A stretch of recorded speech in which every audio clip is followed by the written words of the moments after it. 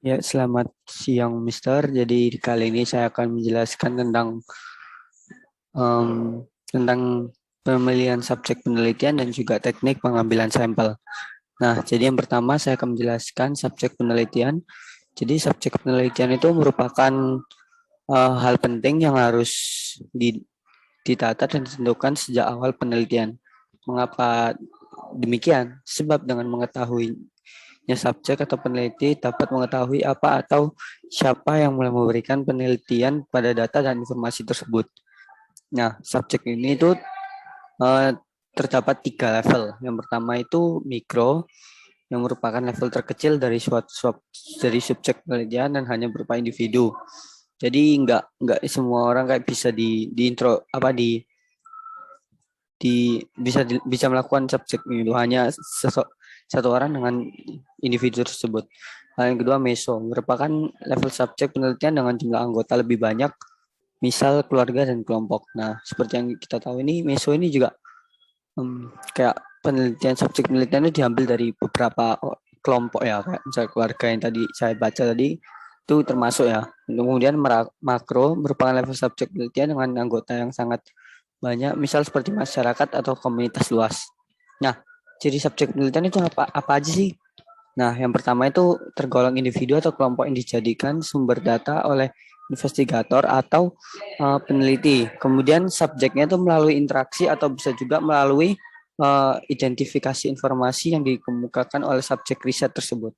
Kemudian dijadikan target pengumpulan data oleh investigator. Kemudian cara mendapatkan subjek penelitian itu gimana sih? Nah, sebagaimana telah disinggung di awal, subjek penelitian dapat bisa diperoleh dengan cara beberapa di antaranya. Yang pertama, misalnya melakukan teknik sampling. Nah, cara pertama itu menghasilkan individu atau kelompok individu yang potensial berpartisipasi dalam penelitian.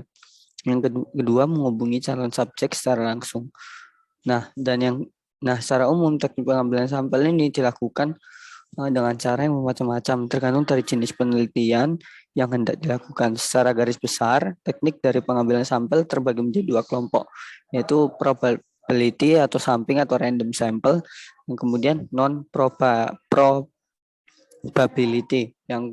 atau non random sample. Nah, di bawah ini terdapat beberapa penjelasan dari kedua metode tersebut, yaitu sebagai berikut. Nah, yang pertama probability sampling itu salah satu metode pengambilan sampel yang dilakukan secara random atau acak. Nah, dengan menggunakan teknik pengambilan sampel ini, maka semua anggota populasi memiliki peluang yang sama untuk terpilih sebagai um, sampel yang akan dilakukan suatu penelitian tersebut. Yang kedua, simple random sampling. Nah, sebagaimana kita tahu juga, simple random sampling adalah sebuah teknik pengambilan sampel yang dilakukan dengan memberikan kesempatan yang sama bagi seluruh anggota populasi untuk menjadi sebuah sampel penelitian. Cara pengambilan dengan metode ini yaitu menggunakan nomor undian. Nah, kemudian ada systematic random sampling. Nah, metode systematic random sampling ini menggunakan data interval di dalam memilih sampel dengan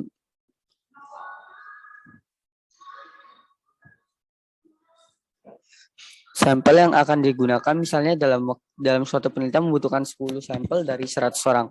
Maka jumlah kelompok intervalnya adalah 100 dibagi 10 sama dengan 10.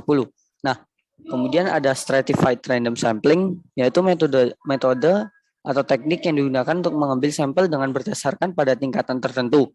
Misalnya, seperti melakukan penelitian mengenai motivasi kerja pada manajer atau tingkat atas. Yang kedua, lalu ada cluster random sampling.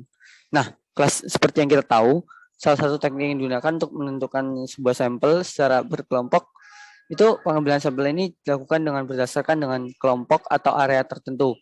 Nah, tujuan dari pengguna metode cluster random tersebut ini untuk melakukan penelitian mengenai suatu hal, terdapat bagian-bagian yang berbeda di dalam sebuah instansi.